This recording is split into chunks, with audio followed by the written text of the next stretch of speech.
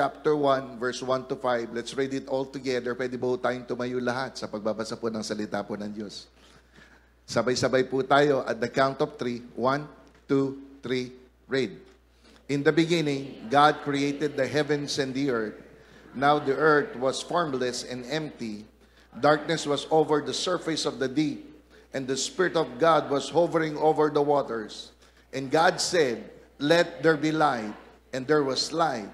God saw that the light was good, and He separated the light from the darkness. God called the light day, and the darkness called night. And there was evening, and there was morning, the first day. Tayong lahat po yung mukha at manalangin. Lord, we just thank you. We acknowledge you this morning. Thank you that you will give me the utterance so that I may declare the word of God as I ought to. And Lord, we just thank you for the Spirit of Almighty God. Lord, that you will stir up and pour out revelations upon your people para sa kabubuhay po namin, sa kabubuti po namin, at ito po magdudulot ng himala sa aming mga buhay and transformation sa bawat pamilya. We acknowledge you this morning in Jesus' name. Everybody will say, Amen and Amen. Palapan po natin ang pen. We can all be seated. Oh, it's the year of the open door. Sino po sa inyo dito gusto nyo mabuksan ang mga maraming pinto sa buhay po ninyo? Tayong lahat, di ba ho? Di ba ho, ang saya-saya, every time na pumunta ka sa mall, hindi na tayo nagtutulak. Every time na matapat ka sa gitna ng pintong yon, kusa silang bumubukas. Tama ba ho to? Pero kapag nasa side ka, hindi sila bumubukas. Ang ibig po sabihin nito, kapag nasa tamang position ka, yung bubukas ay dapat bubukas talaga. Can you say amen? And many Christians are wondering, bakit yung mga tao, wala silang open door, hindi bubukas. Pakisabi po sa inyong katabi, baka wala ka sa posisyon. Diba? Kaya minsan, nagtataka tayo, bakit yun? Bukas ng bukas yung mga pinto. Kasi po, nasa tamang position po siya. Kaya sa umagang ito, ako'y naniniwala, ilalagay tayo ng Lord sa tamang posisyon. Amen? The title of today's message is, i-manifest mo yan. Pag sabi po sa inyong katabi, i-manifest mo yan. One more time, sabay-sabay, i-manifest mo yan. First row. Second row. Third row. Fourth row. I-manifest mo yan. Pag nauso po yan sa mga social media, di ba? I-manifest mo yan o manifest mo yan. Pag sinabi po natin manifest, ang ibig sabihin to reveal, to demonstrate, to prove, to show, o sa mababang termino, to flex. Di ba? Sino po siya dito? May napiflex po kayo. Yung para bang hindi naman tayo nagyayabang sa ating sariling kakayahan, tapi nagyayabang po natin yung kabutihan ng Diyos sa ating mga buhay. Amen? God wants us to experience a manifestation of the year of the open door in our lives. Ako po ay tuwang-tuwa nung Sunday, just seeing you guys, iba sa inyo, sumisigaw po kayo. Yung iba talaga sa inyo, talagang gigil na gigil kayo. Parang ngayon, hindi. Di ba? Ang ganda po yung makarinig po tayo ng prophetic word from God kasi ito po yung para bang sinasabi ni Lord sa oras na yon. At sana po sa umagang ito, tumimo ito sa ating mga puso na hindi ito mananatili lang sa ere, na hindi lang ito mananatili na nasabi lang. Kung hindi, tayo mismo, makakaranas tayo ng open door. Can you say amen? Kamakailan may kausap po ako, sabi niya, Pastor, alam po ninyo yung open door ko, nabayaran ko na po yung lupa ko. Ha? Di ba ho? Sana sa susunod na araw, Pastor, yung open door ko po, may girlfriend na ako. Sino kaya yun? Di ba yung open door po yun? But anyway, ako po'y naniniwala sa bawat isa po sa atin, kalooban ng Diyos na magbukas talaga yung mga open door sa buhay po ninyo. Amen. God has already spoken and we need to position ourselves so that we can receive a demonstration of what God has spoken that this is the year of the open door. Kalooban po ng Diyos, ulit-ulitin ko po ito, kalooban ng Diyos na makaranas tayo ng open door. Kalooban niya ito, kailangan lang i-position po natin ang ating mga sarili. Sabihin po natin, i-position. Pakilakas. One more time, pakilakas. Siyempre, ang tanong ngayon, how to manifest the spoken word. Sabi ni Lord sa atin, through Pastor Amalu, this is the year of the open door. At nakita ko po kayo talagang, Amen! Yes! Ganyan po kayo. Maganda po yun. Maganda yun. Maganda po yun. Di ba? Ako parang kahit tinitingnan ko lang kayo, talagang tuwang-tuwa po kasi alam ko, God is stirring up something in our spirit. At ako'y naniniwala, ito yung gusto niya talagang mangyari sa bawat isa po sa atin. Kaya sa umagang ito, ano ang gagawin po natin para magkatotoo ito? Na hindi lang mailan yung nakakatanggap nito, hindi lang isa, dalawa na may open door, kundi tayong lahat. Di ba? Ako bilang pong pastor po ninyo, hindi ako papayag na mailan lang nakakatanggap o mayroon open door. Dapat tayong lahat. Can you say amen? Siyempre ang tanong, paano ito magmamanifest sa buhay po natin? How to manifest the spoken word? Ready? Number one, believe that the promise is from God. Paniwalaan po ninyo na ito ay galing sa Diyos. Kasi sa tao, kung galing lang ito sa tao, papalpak po ito. Pero ito, kung galing ito kay Lord, ito po ay mangyayari. Can you say amen? The word, ito nga the word was meant to be believed.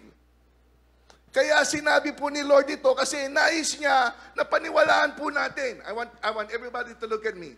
Lahat po ng natatanggap po natin sa buhay, ito po ay base sa mga pinapaniwalaan po natin. Naintindihan ba ho ninyo? Kung hindi kayo naniniwala sa healing, you will remain sick.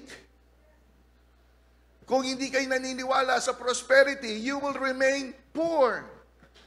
Kung hindi kayo naniniwala na kalooban ng Diyos na kayo'y gumaling, mananatili kayong may karamdaman. Pero minsan nakakatawa, di ba, kapag may karamdaman po tayo pumupunta sa doktor, gusto natin gumaling. Can you say amen? Ibig po sabihin, kung sa doktor naniniwala po tayo, mas lalo po tayong maniwala na kalooban ng Diyos na tayo ay gumaling.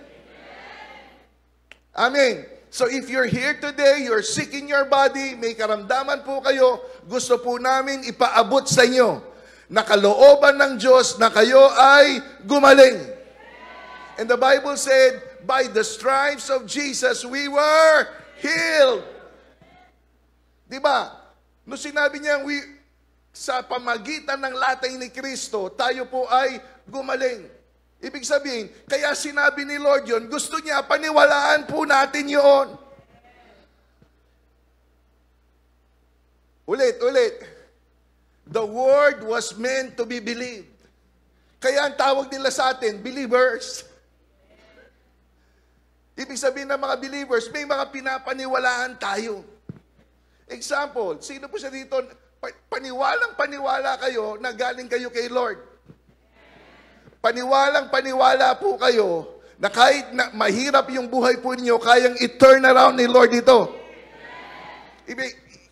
Naniniwala at kaya tawag nila sa atin, believers. Pag sabi sa tabi mo, believer ka kasi. One more time, pag sabi sa kabila, believer ka kasi. Amen.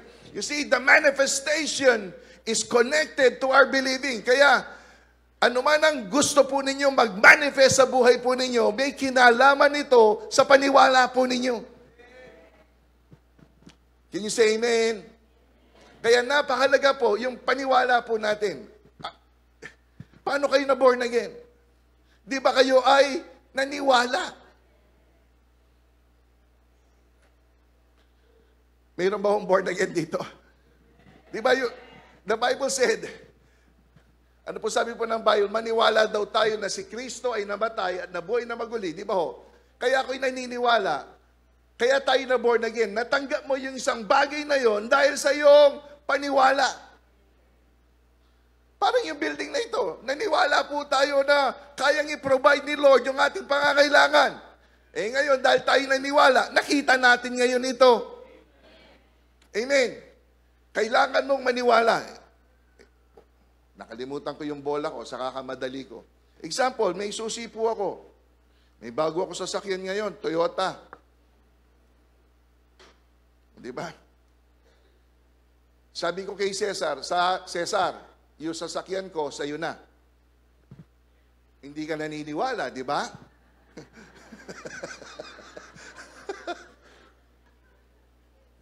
Hindi ka naniniwala.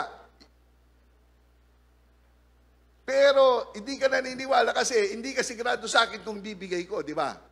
Pero kung si Lord ang nagsabi, it's the year of the open door, ibig sabihin, may kakayaan ng nangako para tuparin niya yung bagay na yon. Di ba? He who promise is faithful to fulfill it. Ibig sabihin, pag si Lord ang nangako, may sapat na kakayan si Lord para may sa katuparan niya ang bagay na ito. Parang ganito, it's the year of the open door. Naniniwala ka ba na mangyayari ito? Naniniwala po tayo, di ba? Pero ang unang dapat gawin po natin, maniwala po tayo. Amen. Kasi kung hindi po kayo naniniwala, wala, hindi po kayo mabibigo. Wala talaga. Amen. Unbelief, ito, simple lang naman po ito, di ba? Unbelief is a thief. It robs us of experiencing the manifestation of God's promises. Pag nagdududa po tayo, nag-aalinlangan po tayo, yan talaga ang magnanakaw na talagang hindi mangyayari yung pinangako po ng Diyos sa buhay po ninyo. Sino po sa dito, naniniwala po kayo, yung buong sambayanan ninyo, buong pamilya po ninyo maliligtas? Bakit? Kasi sabi po ng Bible, believe on the Lord Jesus Christ, you and your whole household will be saved. Ibig sabihin, si Lord ang nangako doon. Ang role mo, maniwala. Ano ang role natin? Pakilakas, ano ang role po natin? Sino po sa inyo dito, naniniwala kayo, magandang babae kayo? Sino po sa dito naniniwala kayo, magandang lalaki kayo? Amen. Di ba? Yan. Oh. Yan ang mga believers.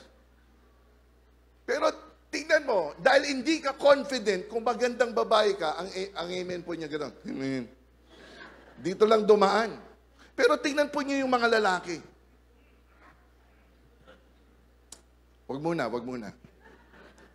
Diba? Tingnan po nyo, confident sila na magandang lalaki sila. Tama ba ako?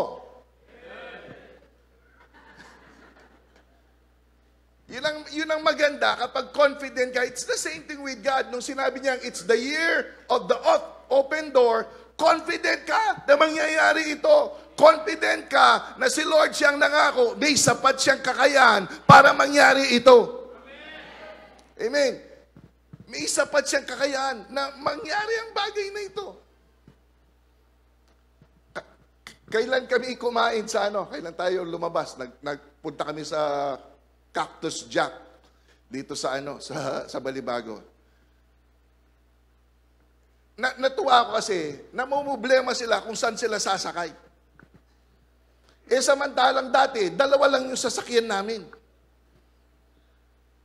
Ako at saka si Kuya Alex lang. Ngayon lahat ng Prime 12 may sasakyan.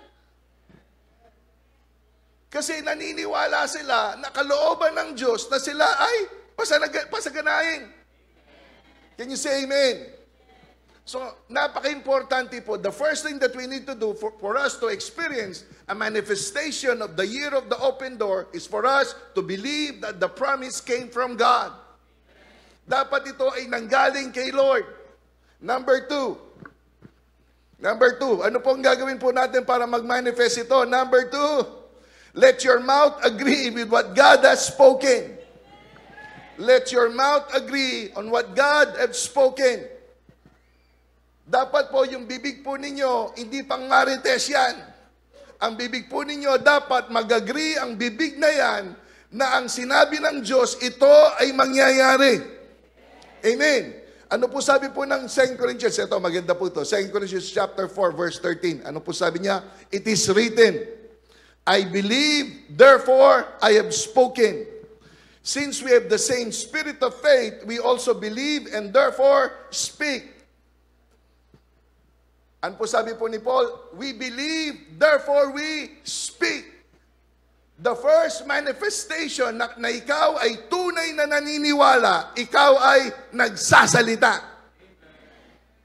Ulit. We believe, therefore we speak.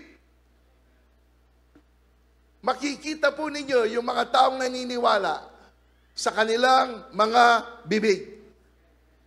Diyan talaga yung opening talaga. Kaya makita po nyo, nung naglaban si Goliath at si David, di ba? Nag-away sila, naglaban. Ano sabi ni Goliath sa kanya? Isa ba akong aso? Bakit pinadala nyo sa akin isang bata? Ano sabi po ni Haring David? Wala pang labanan, ha? Ano pa lang, posisyonan pa lang. Ano sabi ni Haring David? Sa araw na ito, pupugutan kita ng ulo at lahat ng kasama mo, lilipunin namin sila lahat. Ipapakain namin ang kanilang mga katawan sa mga bultre, sa ilang. Yun po sinabi po niya. Tama ba ako? Wala pa man. Pero siya'y naniniwala. Hindi lang siya naniniwala. Sinabi niya yung pinapaniwalaan po niya. Meron ba akong kasama dito na kahit na hindi pa ninyo hawak, pero sinasabi na ninyo na ito ay mangyayari? The first manifestation of your faith is speaking. Makikita po ninyo, parang tayo. Ano po sabi po ng Romans chapter 10 verse 8, di ba? If you confess with your mouth the Lord Jesus and believe in your heart that God raised Him from the dead, you will be saved. Kaya nung sinabi po natin, ako, Panginoon, ako po'y naniniwala na kayo'y namatay sa krus ng Kalbaryo. Tapos ano sabi niya, sa oras na ito, binubuksan ko ang aking puso at tinatanggap kita bilang Panginoon at tagapagligtas. Boom! Na-born again tayo. All of a sudden, napatawad ang ating mga kasalanan. Amen. You have to speak in agreement of what God has spoken. Let's say, open door. Pakilakas, let's say, open door. Pakilakas pa po, open door. Isaiah chapter 55 verse 10 to 11. Let's read it all together. Sabi po niya, for as the rain comes down and the snow from heaven, and do not return there, but water the earth,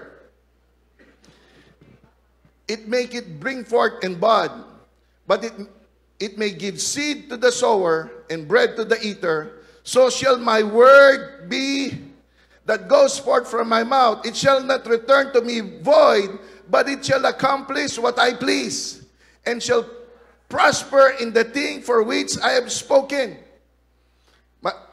Nakita ko, may yung sa easy version, tingnan po ninyo, mas maintindihan po ninyo. Easy version, ano po sabi po niya? The rain and the snow come down from the sky and do not immediately return there. Instead, they give water to the earth so the crops will grow there, and the farmer has seed to plant, and people have food to eat. It is the same when I give my word to people. It will not return to me without any result. Come on. No, my word does what I want it to do. What I promise to do will certainly happen. Naitinibaw natin. Kaya gusto ko kayong tanungin, para sa inyo ba yung open door na ito? Para sa atin ba? Kung para sa atin, naniniwala po tayo, si Lord mismo nangako, it will certainly happen. Hindi naman nanguhula si Lord. Sinabi niya, siguradong mangyayari ito. Ngayon, ano po ang gagawin po natin?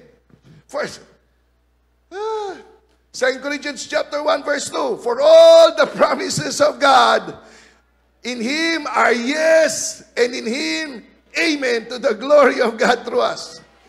Kapag sinabi ni Lord, this is the year of the open door, ang role po natin is to open our mouth and say, amen.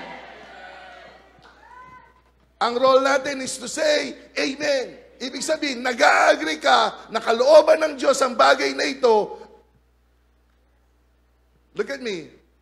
Yung binasa po natin, Genesis chapter 1, nothing happens until God speaks. Walang nabuo, walang na-create. Hanggat hindi nagsalita si Lord. May nabuo pa lang nung siya ay nagsalita. It's the same thing with us. Hindi nyo alam. Matagalan ninyong alam. Hindi lang ninyo alam. Matagalan natin po na pag-aralan ito dahil ang ating mga salita, may creative power ito. Diba? May creative power ito na kapag sinabi po natin, sa pamagitan ng kapangyarihan ng Diyos, nangyayari po ang mga bagay na ito. All you need to do is to say amen to what God had promised. Can you say amen? It's the year of the open door. Ang sagot natin? It's the year of the open door. Ano sagot po natin? This is the year na makakabayad ka ng utang. Ano ang sagot? Ito yung year na magkakaroon ka ng 6 digits sa bangko. Anong sagot? Ito yung year na ikakasal ka. Bishop, mag-amen ka para sa kaibigan natin. Yan.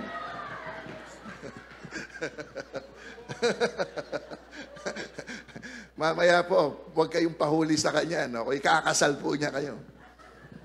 Natibaw natin, if this is the year for you to prosper, ang sagot is, Amen. If this is the year for you to be healed, ang sagot ay, Amen. If this is the year for you to multiply your cell group, ang sagot ay, Amen. Naintindihan ba ho natin? Ito yun eh. Ang kailangan lang po natin, mag-agree tayo sa sinabi ni Lord. Because if two of us agree on anything we ask the Father, it shall be done. Ano man pag nag-agree po tayo? Sabi nga po nila, ang pinakamakapangyarihan daw na bagay dito sa lupa ay yung power of agreement. Pag nag-agree po tayo. Kaya tingnan po niyo yung mag-asawa, pag nag-agree po sila, makapangyarihan sila. Pero mas makapangyarihan yung mga babae talaga. Kasi, mga lalaking nagtrabaho pero silang kumukobra. Overcomer po kami pero mas more than conqueror po sila. Amen. Napahalaga po ito sa bawat isa po sa atin. Ito, medyo ano po tayo dito sa pananalita. Ako po, dalangin ko, nasa ko, sa bawat isa po sa inyo na wag lang ninyong hintayin yung, oh, it's the year of the open door, sumigaw ka, pero after that, wala na. Every day, paggising po ninyo, Lord, salamat po sa open door sa buhay ko. Amen. Amen. Hindi nyo namamalay na once you declare those things, you're putting yourself in a position para kusang magbukas ito. And the Bible said, ano po sabi po ng Bible, kapag si Lord ang nagbukas, walang pwedeng magsara nito. Di ba? Walang pwedeng magsara. Kaya napahalaga po na nasa tamang posisyon po tayo. Ang mahalaga, nasa tamang posisyon. Kahit sa basketball, hindi ka makayi-score o hindi ka mapapasan ng bola kung hindi ikaw wala sa tamang posisyon. O, di ba? Parang ganito. Ito yung the year of the open door. Di ba? Sabi na, it's the year of the open door. Ang sagot natin dyan, nasa area na po yan eh. And the Bible said, sana makuha po niyo ito. And the Bible said, God that blesses with all spiritual blessings in Christ in heavenly places. Ibig sabihin, pinagpala na po tayo ni Lord, nasa ere lang yan. Ang problema, dapat matuto po tayong sumalo. Matuto tayong pumosisyon para matanggap po natin ang bagay na ito. Parang ganito, di ba? It's the year of the open door. Nasa ere na yan. Pero, saluhin mo. Amen. Di ba? Gusto ni Joy kasi, sabi ni Joy, Pastor, pag-pray mo ako, magkaroon ako ng sarili sasakyan para hindi ako sumasakay kay Cesar, sabi niya. Di ba? It's the year of the open door. Susi po ito. Nasa ere na yan. Ang kailangan mo lang, George. Siguradong susi ang nasa lumo, hindi si ano, ha?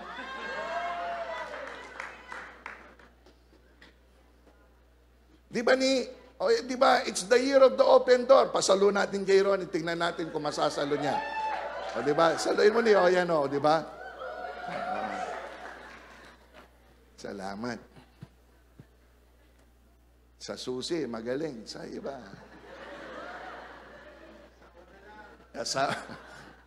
Asawa na lang ang hindi niya nasasalo. May bahay na. Di ba? This year, magkakasasakyan din po siya.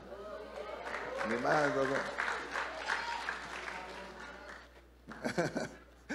The Word of God is not bound by our situations or circumstances, but when spoken, it is bound to happen. Di ba, 2 Sundays ago, napag-aralan po natin, no, sinabi ano sabi ni Elisha, sabi niya, bukas, ganito ang mangyayari. And it was bound to happen. Nangyari nga po to. Sa inyo po,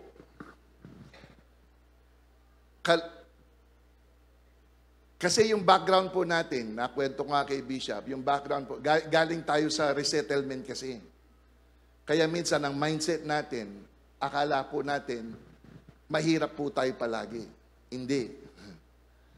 Okay lang naman po na mahirap po tayo. Pero wag po kayong mamatay na mahirap. Ako'y nakikiusap sa inyo. Di ba? Hindi nyo kasalanan na kayo po'y mahirap. Pero kasalanan po natin kapag namatay po tayong mahirap.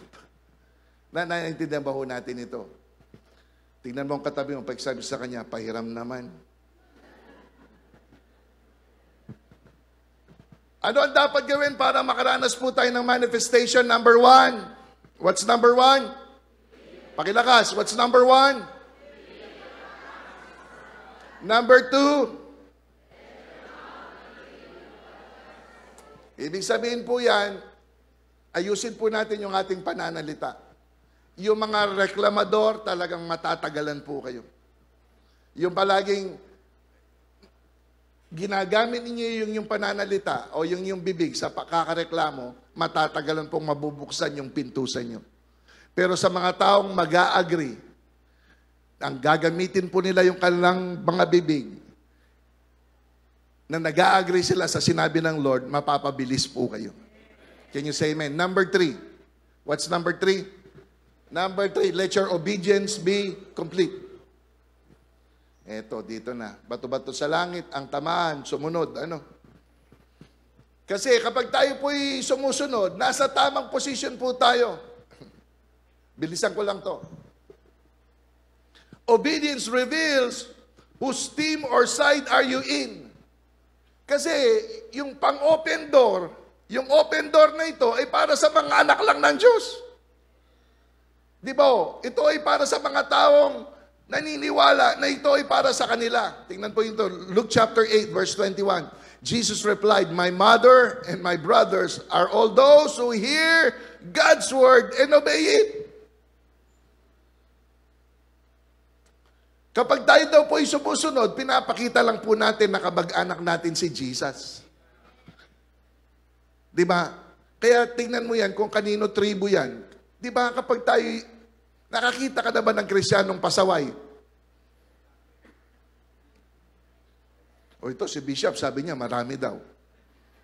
Pakisabi sa katabi, huwag ka na sumama, huwag ka na makirami, di ba? Kasi pinapakita kapag sumusunod ka, anak ka lang ng Diyos. Na kapatid mo, ba't yun nagwi-wedding? Kasi wala eh. Ba't yun? Marami kasing bagay na pinagagawa po natin na minsan, hindi alam ng mga tao kung anak tayo ng Diyos o hindi. Example, ikaw yung bangka sa monte.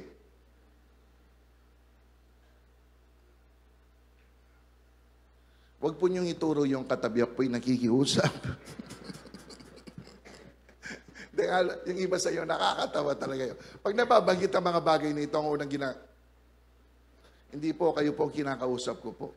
Hindi nga kayong bangka, tumataya naman po kayo, parehas lang yun. Naintindihan ba po natin? So napakalaga po yung ating pagsunod. Sa totoo po,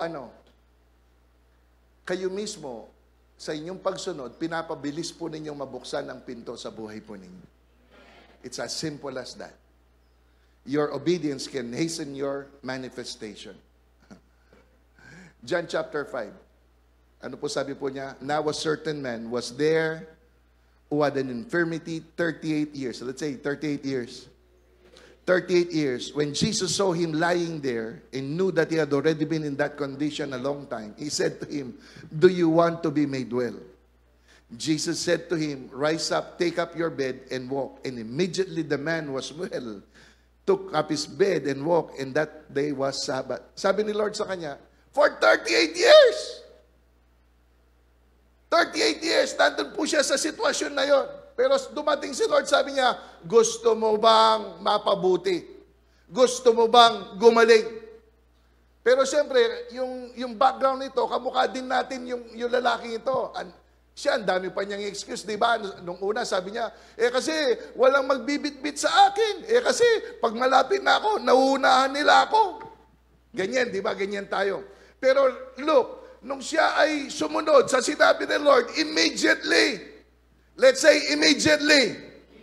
One more time, let's say immediately. Immediately siya ay gumaling. Kaya po'y nakikiusap sa inyo, sigawan ninyo ang katabi nyo para makaranas siya ng immediate result. Pakisigawan ninyo siya, pakisabi sa kanya, sumunod ka na. Yan.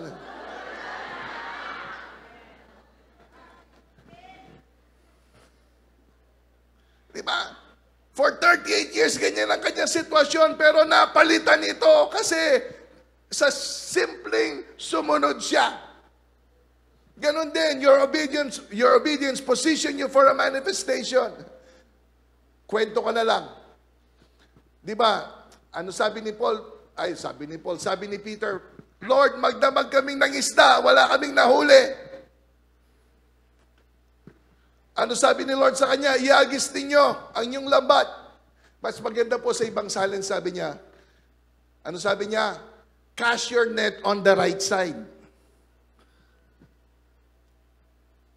Yung iba sa inyo, parang sama ng tingin po niyo sa akin. Sabi niya, cast your net on the right side. Alam po ninyo, may tamang pagsunod kasi. May tamang pagsunod. Yung iba sa atin, susunod po tayo, pero palyado. Tapos na po yung misa. Cast your net on the right side kasi may tamang pagsunod kasi. Para sa akin, susunod ka na rin, itodo mo na. Itodo mo na. Magbibigay ka na rin ng ikapo. Itodo mo na yung 10% mo. Hindi 9. Hindi 8. Di ba? Magbibigay ka na rin ng first fruit mo. Ibigay mo na yung best mo. Come on. Di ba? Huwag kang magsulat for the sake na, ay baka maano lang ako. Hindi po. Sinulat ninyo. Igawin ninyo yun para kay Lord. Can you say amen? Amen. All disobedience causes you to be OP. Let's say OP. Out of place. Kaya po ninyo, minsan hindi bumubukas yung mga open door na yan dahil sa hindi natin pagsunod. Ibig sabihin, pag hindi po tayo sumusunod, na out of place po tayo, wala tayo sa tamang posisyon. Nagtataka, bakit yun? Nakakalusot. Bakit yun bumubukas? Ikaw nandito ka, wala ka sa tamang posisyon. Hindi po bubukas po yan. Bibilisan ko na po. Sabi po niya, your obedience brings you into the center of God's will. Wala na pong sasarap pag nasa kalooban po kayo. Nasa sentro kayo ng kalooban po ng Diyos. Amen. Amen. Kamakailan, o nung pinapatayo po natin yung building na to, basta sabi lang sa atin ni Lord, go. Build the house. Build the house. Kung ito si Bishop, sanay po sila sa ganyan. Kung nasa tamang kaisipan ka, hindi ka susunod kay Lord. Bakit? At that time, wala po tayong ganong pera. Ang pera po natin at that time is only 2 million pesos. Tapos, yung kontrata po natin, 20, tapos umabot siya ng 24. Tapos sabi ng Lord sa akin, go.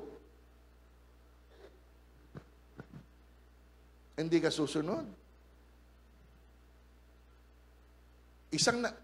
Bakit hindi ako susunod? Isang naisip ko, kayo. Baka hindi rin kayo susunod. Tsaka naisip ko, baka hindi kayo magbibigay. Mali ako, di ba? Naisip ko, baka hindi kayo bibigay kayo. Kasi, almost a year po natin tinayo ito. natakot ako, baka hindi kayo, pero nagkamali ako.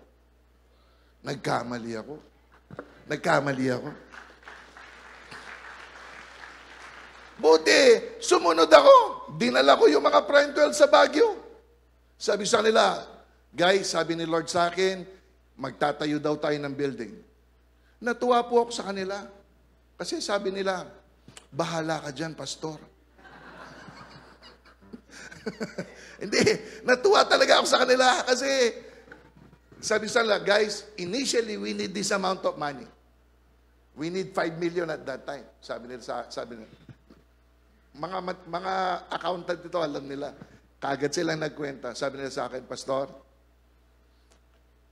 we're with you all the way. Kahit magkasugat-sugat kami, kahit dumugo, kahit ilabas namin lahat ng pera namin sa bangko, dahil naniniwala kami na panahon na para itayo yung templo, gagawin po namin. And from that moment on, lumakas yung loob ko. Hindi lang ako ang mabibilanggo, marami kami. Di ba? Kasi ako nakapirma sa cheque. And every month, we're paying almost $1 million. But God see us through. Bakit? Because may sumunod. Sumunod ka.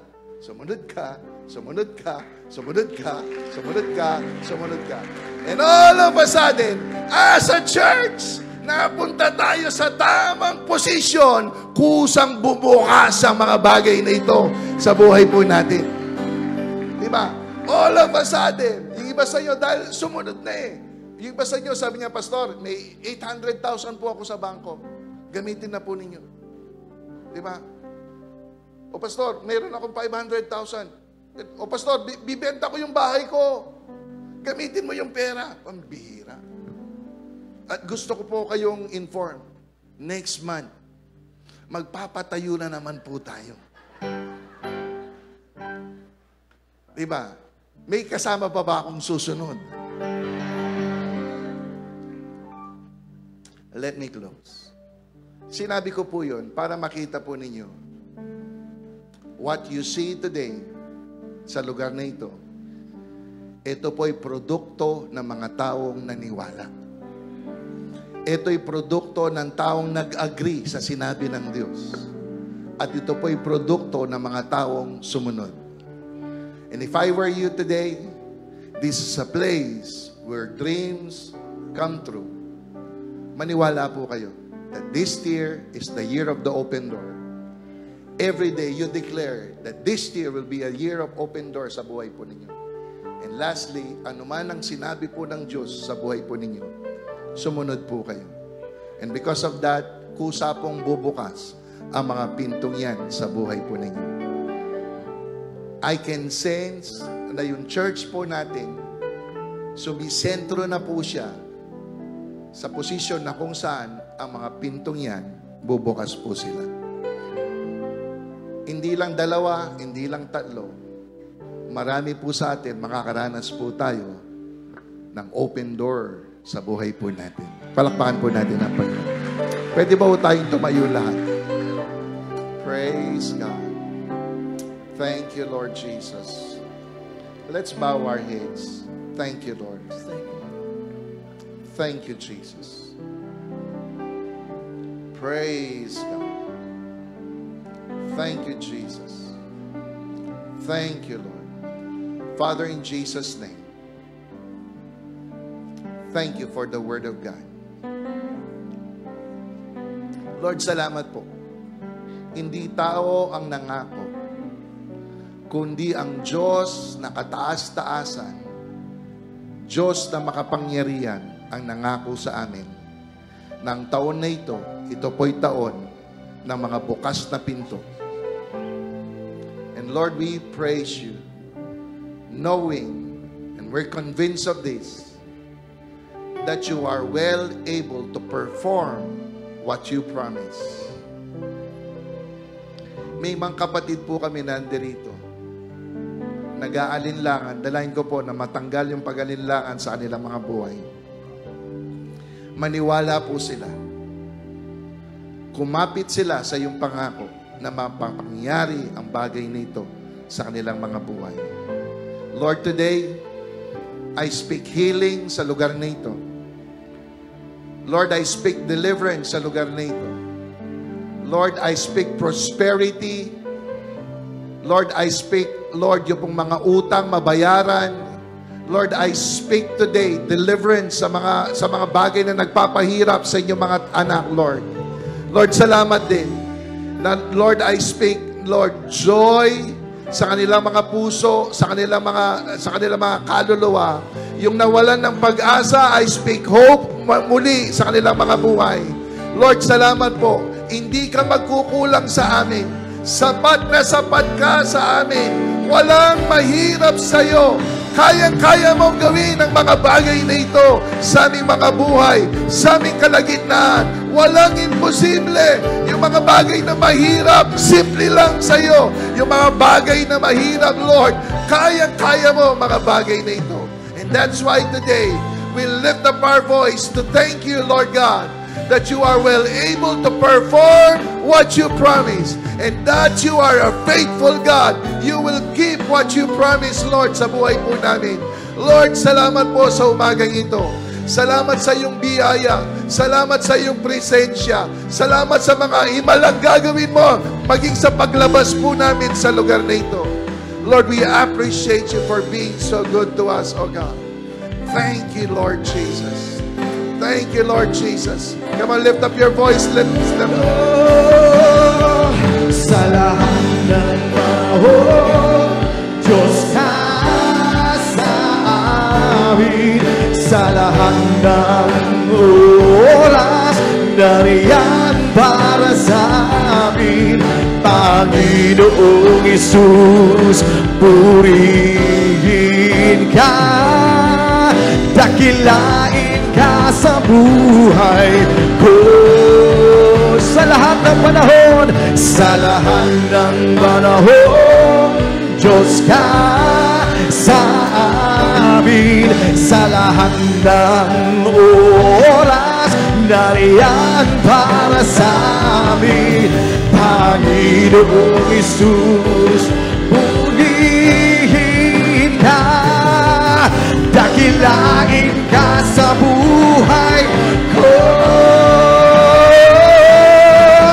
Di nagbabago, Diyos ka sa amin. Tanging sandigan, nariyan pa sa Panginoon. Maghari ka, magliwanag ka sa buhay ko. Di nagbabago, Diyos ka sa amin. Tanging sandigan, nariyan pa sa Panginoon.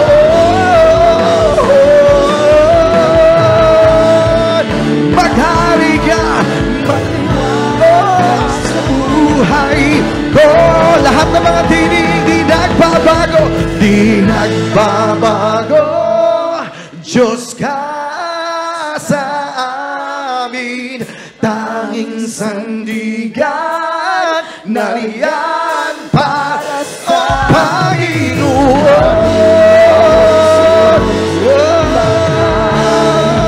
Magliwanag, magliwanag. For the last time, taas po natin ang ating mga tinig. Come on. Di nagbabago, Diyos ka sa amin. Tanging sandigan, nariyan para sa amin. Panginoon, magliwanag ka sa buhay ko. Pwede ba natin iunat ang ating mga kamay kila Bishop Centino at Pastora Shoni?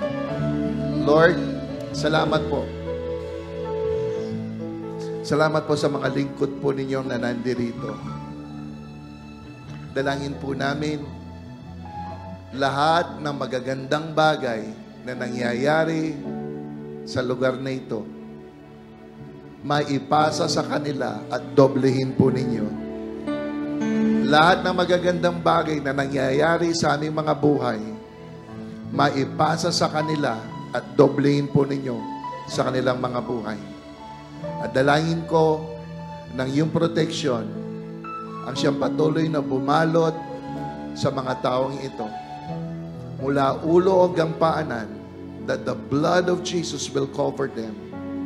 And Lord, we spoil, we cancel any plans ng kaaway laban sa kanila. And Lord, salamat po, anuman ang mahawakan ng kanilang mga kamay, ito po'y mapagpala.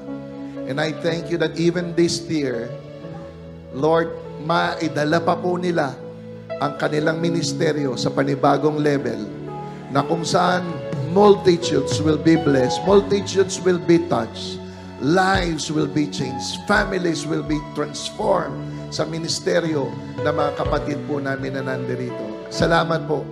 Dalangin ko na mahabang buhay, kalusugan na nanggagaling sa Diyos, soundness of spirit, soundness of soul, and soundness of body, nothing missing, nothing broken in their lives. Lord, let the peace of God that passes all understanding, Lord, balutin sila ang kanilang kaisipan at ang kanilang pagkatao sa pangalan ni Jesus. Lord, dalangin ko, lahat ng pagpapalang nararapat para sa kanila, mapabilis po ang mga bagay na ito na mag-manifest sa kanilang mga buhay. Lord, salamat sa open door na binigay mo sa kanila. Bagamat may mga pumipigil, may mga lumalaban, salamat po na manadagumpay po sila. In the end, you will come to their rescue at makikita po nila ang Diyos ang makapangyarihan, ang Diyos ang gumagawa ng himala, ang Diyos ang kanilang sandalan. Lord, we bless them as a church. At dalangin ko, Lord, katulad ng isang rocket, lilipat pa sila, di mataas pa ang kanilang mararating. We bless them today in Jesus' name. Come on, give the Lord a hand. Taas po natin ang ating mga kamay. May the Lord bless you. May the Lord keep you. May the Lord cause His face to shine upon you. May you experience His peace now and forever. May you be blessed coming in. May you be blessed coming out. May you experience an open door tomorrow as you wake up and for the rest of the week. I bless you now in Jesus' name. And everybody will shout. Thank you for coming. Thank you for watching. God bless you.